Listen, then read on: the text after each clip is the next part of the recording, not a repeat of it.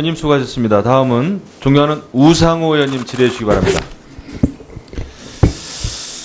네. 그 후보자께서 그 연평해전 당시에 직책이 뭐였습니까? 이함대 예하 제2 전투 전단장이었습니다. 그러면 연평해전 당시에 사실상 지휘부였었던 것이죠? 네. 저는 그 6.25 한국전쟁 이후에 북한과의 전쟁에서 유일하게 승리한 지휘관, 장군을 국방장관의 적임자가 아니다 이렇게 이야기하는 것에 대해서 대단히 모멸감을 느낍니다. 적어도 대한민국에 북한과의 싸움에서 이겨본 전쟁 영웅이 있는가 그런 점에서 저는 기본적으로 송영무 후보자에 대한 적어도 그런 예우는 기본적으로 필요하다 이런 생각을 하고 있고요. 전쟁에서 이겨본 장군 이런 분들에 대해서 저도 국민적 존경 이런 것들이 필요한 게 아닌가 하는 그런 말씀을 시작하겠습니다. 송영무 후보자에 대한 몇 가지 의혹들을 저희가 면밀하게 검토해 보니 과도하게 증폭된 측면이 있다 이렇게 보고 있고요. 한 가지씩 물어보겠습니다. 먼저 셀프 훈장 수여 논란입니다.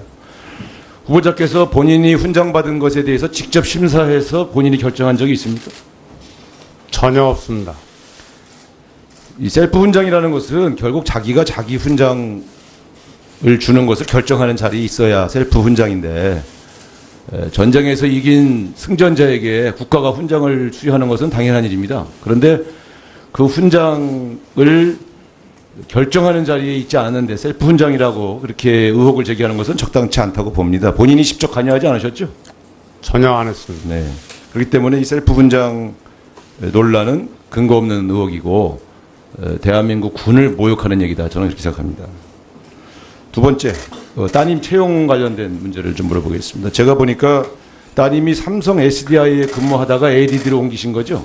네. 그러면 삼성이라고 하는 국내 굴지의 대기업이 채용해서 말하자면 그 자격이 있다고 해서 채용했던 그런 사람이 국가의 그 공공기관인 그 ADD로 채용하는 데 있어서 자격이 없다 이렇게 말하기는 어려운 거 아니겠습니까?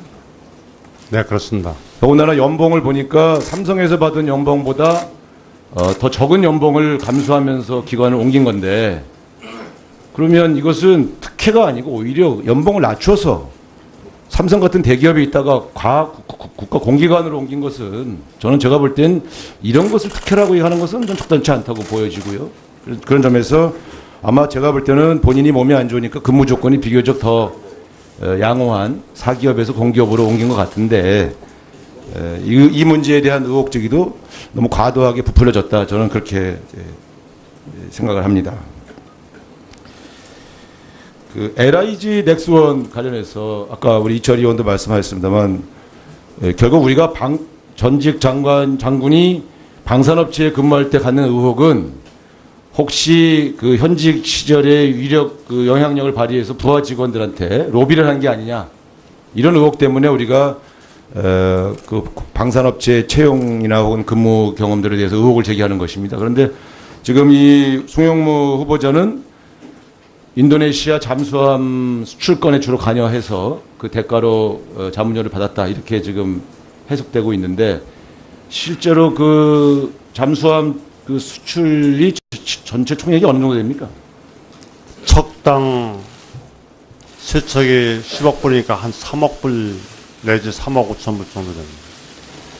우리 방위산업의 경쟁력을 강화해서 해외 수출을 하는 것이 국가에 도움이 된다고 본다면 국내 방위산업, 말하자면 그 로비를 한 게 아니라 해외 수출을 도왔다면 이건 국가적으로는 국가의 이익에 기여한 것이다 이렇게 해석할 수 있는데 본인도 그렇게 생각하십니까?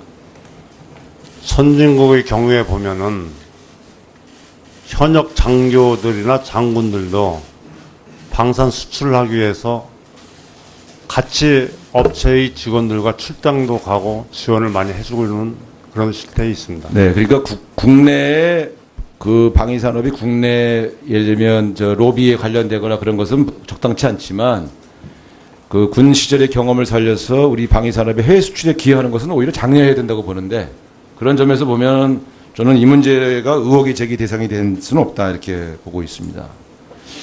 음주운전 건도 한번 좀 제가 보니까 91년도니까 음주운전 자체는 뭐 아까 사고하셨으니까 적절치 않다고 봅니다만 당시 처리된 과정을 보니 같은 부대 내에 33건 중에 21건 같은 경우가 송영무 후보자와 비슷하게 처리됐더라고요. 그러니까 적발이 됐는데 헌병대에 이첩돼서 거기서 조사한 다음에 그 후속 조치를 취하지 않고 그냥 정리된 경우가 21건이나 되던데 그 당시에는 이게 관행이었습니까? 이런 식으로 처리하는 것이? 제가 해군 모근에 대해서 관행이었는지 관행이 아니었는지 경험이 한 번도 없었던 시절이었고 첫 번째 경험이었는데 그런 일이 있었다는데 송구하기 다름이고 그런 경우가 많이 있었다는 것을 요번에야 확인할 수 있었습니다. 근데 예를 들면 뭐 본인이 직접 관련돼 있긴 하지만 최근에는 그러면 군대에서의 음주운전 같은 경우는 어떻게 처리되고? 요즘에는 91년도 이후 97년도, 2007년도, 2014년도 음주 문화에 대해서 엄청난 사회 문제가 비화되니까 원 스트라이크 아웃제를 이용해서 상당한 규제를 하고 있는데 그럼으로써 국민들의 음주 운전 문화는 많이 개선됐다고 그렇게 생각하고 있습니다. 저는 그 지금의 잣대로 91년도의 상황을 재단하기가 굉장히 어렵다고 봅니다만 그러나 어쨌든 어떤 경우에도 국민들의 엄격한 도덕 의식을 볼 때 음주운전 자체에 대해서는 저는 적절치 않았다고 보고요. 앞으로 군대 내에 여러 가지 제도 개선 통해서 국민들이 지탄을 받지 않도록 문화를 개선하는 노력은 계속 필요하다고 생각합니다. 네, 주의 많이 하겠습니다. 네, 이상입니다. 네, 우상호 의원님 수고하셨습니다. 후보자님 반갑습니다. 지난 14일에 청문조청서가 국회로 왔을 텐데요. 그 이후 오늘까지 우리 송 후보자가 숱한 불면의 밤을 보냈으리라고 짐작이 됩니다. 또 저희 국방위원들도 못지않게 이러저런 것을 고려하면서 마음고생을 많이 해왔다는 점도 좀 아셨으면 좋겠고요. 저는 정치가 평소에 중요한 것은 정치에서 중요한 것은 역지사지라고 생각합니다.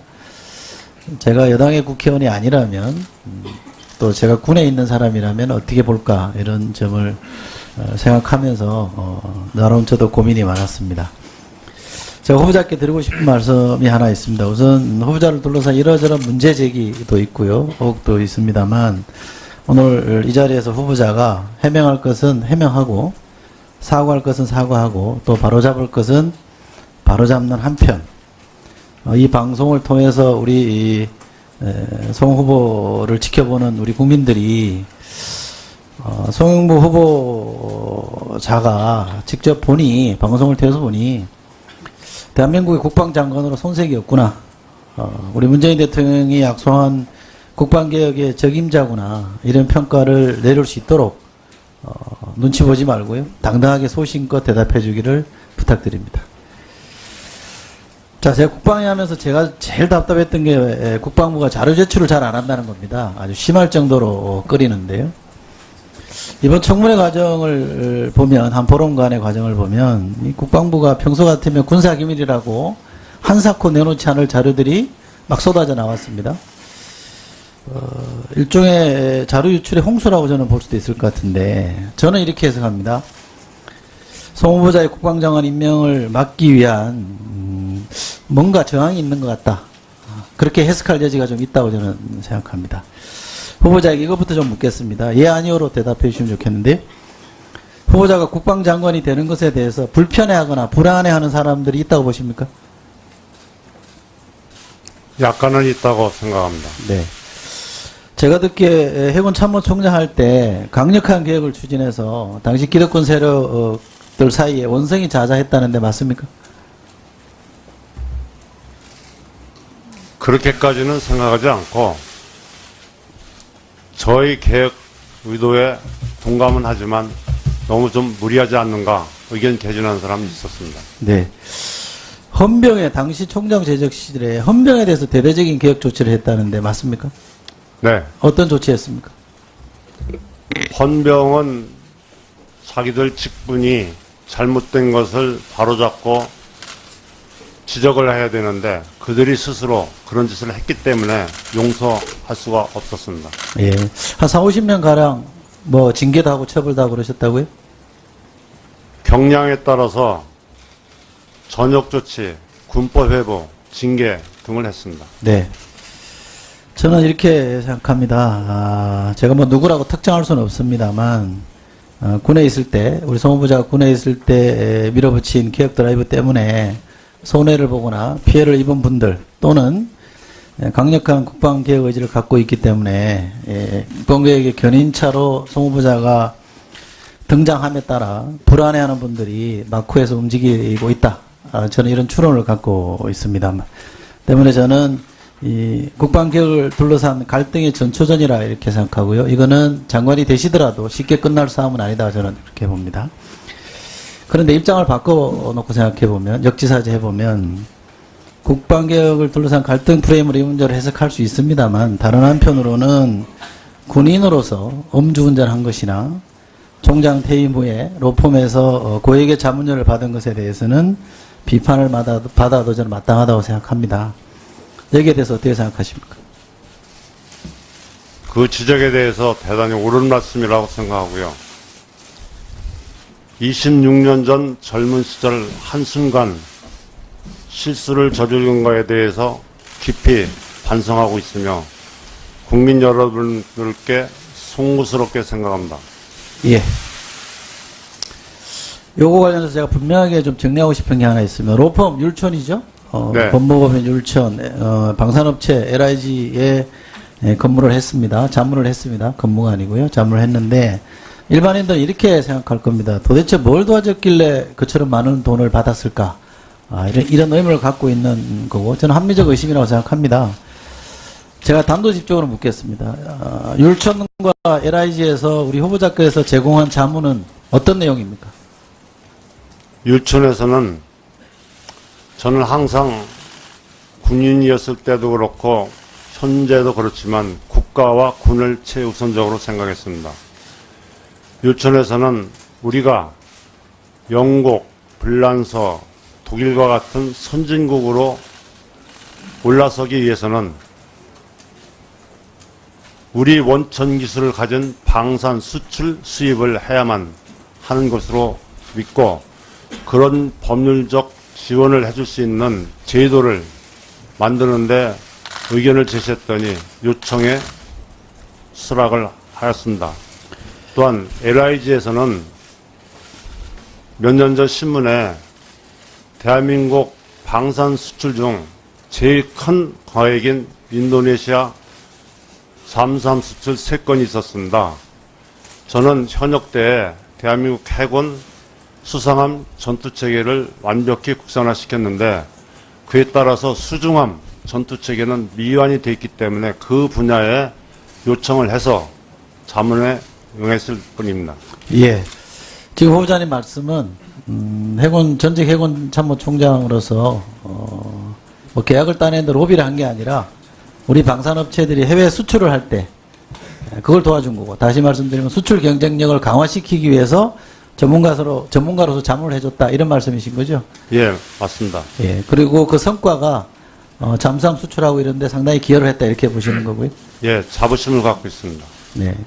저는 해군 참모총장으로서 국내 업체들끼리, 국내 업체가 뭐 납품하는 게 아니라 우리 방산업체 수출하는 데 도움을 준 거는 잘한 일이라고 저는 생각합니다.